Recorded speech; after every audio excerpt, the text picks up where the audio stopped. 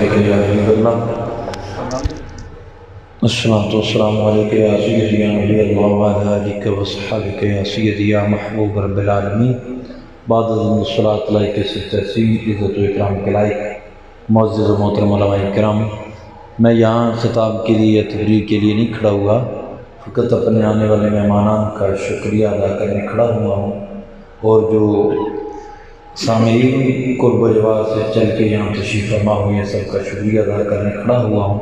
تو آج کا یہ پروگرام، یہ بات یاد رکھیے گا کہ جتنا دیگر پروگراموں کی ضرورت ہے، دیگر محفل کی ضرورت ہے، اس سے کئی گنا زیادہ اس محفل کی بھی ضرورت ہے، اور کوشش کیا کریں ہر مسجد کے اندر خلیفہ بلا فصل افضل البشر بعد الانبیاء بالتحقیق حضرت ابوبکر صدیق رضی اللہ تعالیٰ عنہ کی ذات اقدس کو خراج عقیدت پیش کرنے کے لیے پروگرام کا انعقاد کیا جائے، تاکہ زمانے کو پتہ چلے کہ اللہ نے میرے محبوب کے جو صحابہ ہیں ان کو کیا مقام عطا کر رکھا ہے۔ توجہ کیجیے گا، ایک بات عرض کر کے بات مکمل کر رہا ہوں۔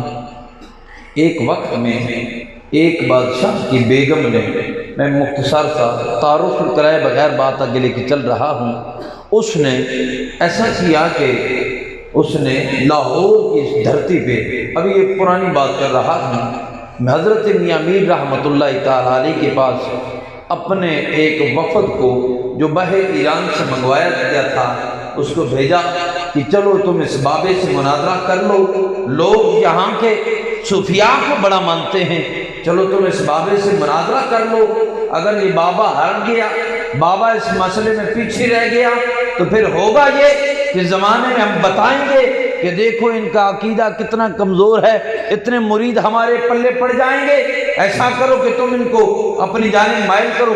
ہوا یہ، توجہ ہے نا،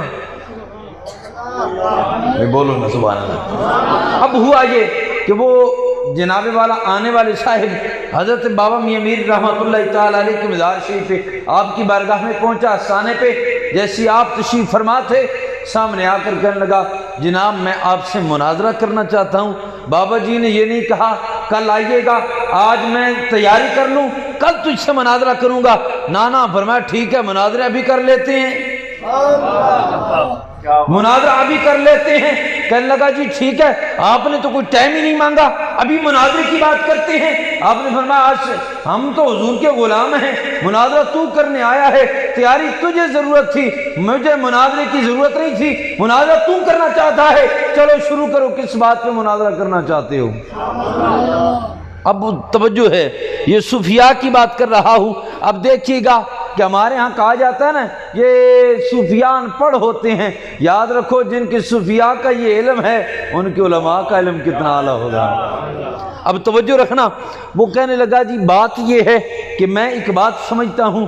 آپ نے فرمایا جی بات کرو۔ کہنے لگا جو حضرت امام علی مقام کا بڑا مقام ہے۔ آپ نے فرمایا جی کوئی شک نہیں بڑا مقام ہے، حضور نے فرمایا الحسین منی وانا من الحسین، حسین مجھ سے ہے میں حسین سے ہوں، تو اس سے بڑا کیا مقام ہو سکتا ہے؟ کہنے لگا جی نہیں اس سے آگے بات ہے۔ آپ نے فرمایا کیا بات ہے؟ کہنے لگا جو 40 قدم آپ کے مزار شریف کے نا اس سائڈ پہ سو رہے ہیں وہ سارے جنتی ہیں۔ آپ نے فرمایا سبحان اللہ۔ پھر آپ کہنے لگا جی 40 قدم جو ادھر سو رہے ہیں یہ بھی سارے جنتی ہیں۔ آپ نے فرمایا سبحان اللہ۔ پھر اس نے کہا جی 40 قدم جو ادھر سو رہے ہیں یہ بھی سارے جنتی ہیں۔ آپ نے فرمایا سبحان اللہ۔ اس نے کہا جی 40 قدم ادھر سو رہے ہیں یہ بھی جنتی ہیں۔ آپ نے فرمایا سبحان اللہ، مجھے تو کوئی اعتراض نہیں، مجھے تو کوئی انکار نہیں۔ جب اس نے یہ بات سنی تو وہ تو یہ سمجھ رہا تھا کہ آپ یقیناً کوئی اعتراض کریں گے، کوئی آپ اس کے اوپر بحث کریں گے تو بات آگے چلے گی۔ فرمایا جو تم بات کرتا جا رہا ہے یہ تو فضائل میں ہے، تو ہم تو امام علی مقام کے سارے فضائل کو مانتے ہیں۔ اب جب وہ یہ بات کر چکا نا، اپنی تقریر جھاڑ چکا، آپ نے فرمایا یار مجھے ایک بات بتاؤ۔ کہنے لگا جی کیا بات ہے؟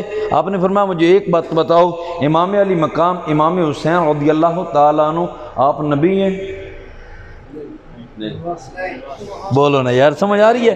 یہ ان کی بات ہو رہی ہے، میں آپ کو سمجھانا چاہ رہا ہوں۔ سوال کیا یہ بتاؤ وہ نبی ہیں؟ کہنے لگا جی نبی نہیں۔ آپ نے فرمایا کون ہیں؟ کہنے لگا نبی کے نواسے ہیں۔ آپ نے فرمایا مجھے یہ بتاؤ نواسے کا مقام زیادہ ہے یا نانے کا مقام زیادہ ہے؟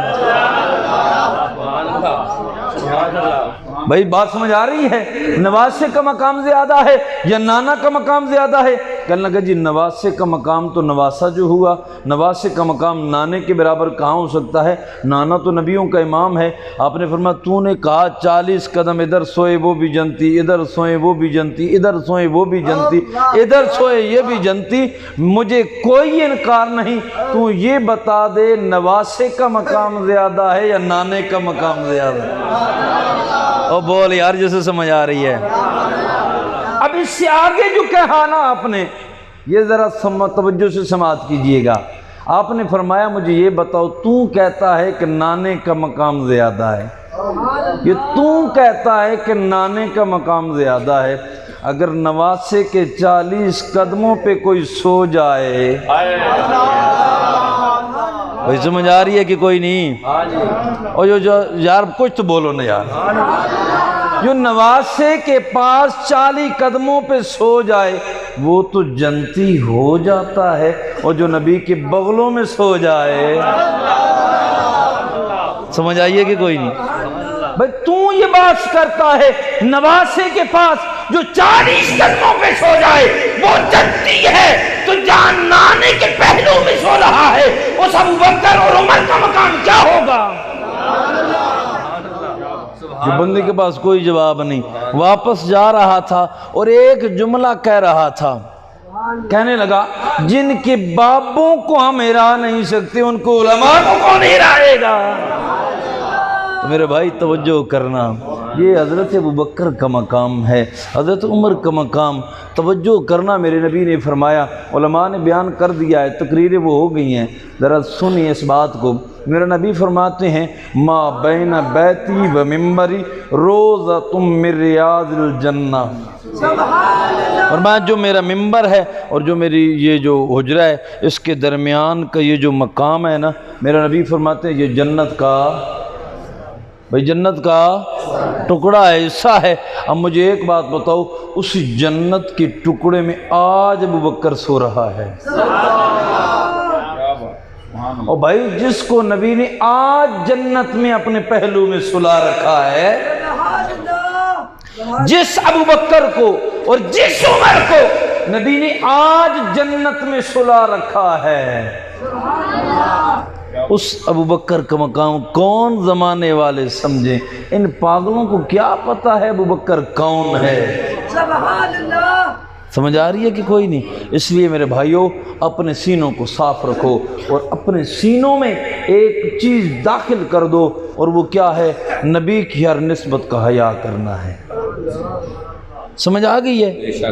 بس نبی کی کوئی نسبت ہے، اس سے آگے ہمیں کچھ نہیں چاہیے۔ جس کا تعلق نبی سے ہو جائے اس سے جڑ جاؤ، جو نبی سے کٹ جائے اسے چھوڑ دو، بس اتنی سی بات ہے۔ ہمارے محترم المقام حضرت علامہ مجاہد اہل سنت، جرنیل اہل سنت حضرت علامہ قاری طاہر اقبال چشتی صاحب دامت برکاتہم القدسیہ، آپ تشریف فرما ہوئے، اور آپ کے ساتھ برادر مکرم مخلص فی اللہ حضرت علامہ حافظ مظہر اقبال رضوی صاحب، آپ تشریف فرما ہوئے، حضرت علامہ حافظ عبدالواحد نقشبندی صاحب، علامہ حضرت علامہ قاری حبیب اللہ بندیالوی صاحب، حضرت علامہ قاری کامران حیدر صاحب، اور محترم برادر مکرم حافظ محمد کامران سیفی صاحب، جو انتہائی خوبصورتی کے ساتھ نقابت کے سرفراز سر انجام دے رہے تھے، ابھی تشریف فرما ہوئے، اور حافظ محمد سرور صاحب، محترم مقام قاری مقدر حسین صاحب، اور دیگر جو علماء اکرام تشریف فرما ہوئے، سب کو صمیم قلب سے جناب والا اس محفل میں خوش آمدید کہنے کے ساتھ شکریہ بھی ادا کرتا ہوں۔ اور ہماری اس بزم میں دیکھیں نا، بے شک بچے تو اور بھی آس پاس گاؤں کے پڑھ رہے ہیں، لیکن یہ ہمارے پاس ایک اسٹوڈنٹ ہے محمد اویس، تو ان کے نانا جان تلگنگ سے سفر کر کے آئے ہیں جی، تو انہوں نے اتنے دور سے سفر کیا، تو یہ اتنے لمبا سفر کر کے اس بزم کو، یعنی حضرت صدیق اکبر کی شان کو سننے کے لیے اتنا لمبا سفر کر کے یہاں آ گئے ہیں۔ تو اہلیان جیٹھل، آپ کو کتنا ہمیں اس کے اوپر کام کرنا چاہیے۔ دیکھیں نا، جن کے دل میں حضور کے صحابہ کا پیار ہوتا ہے، وہ سفر کو نہیں دیکھتے، وہ جناب سردی کی عدت کو نہیں دیکھتے، وہ جناب موسم کو بہانہ نہیں بناتے، وہ خود ہی چل پڑتے ہیں، سبب خود ہی بن جاتے ہیں۔ اس لیے آؤ اس قافلے میں شامل ہو جاؤ۔ اور پاکستان سنی تاریخ نے جس خوبصورتی کے ساتھ یہ اہتمام کیا ہے اور یہ چل رہا ہے پورے ملک میں، یہ عظمت صحابہ کے حوالے سے اور جو کانفرنسز کا سلسلہ چل رہا ہے، اللہ تعالیٰ سے دعا ہے اللہ تعالیٰ اس کے مزید دوام عطا کرے اور اس کے اندر مزید برکتیں عطا فرمائے۔ ابھی انشاءاللہ سلام ہوگا، سلام کے بعد اذان ہوگی۔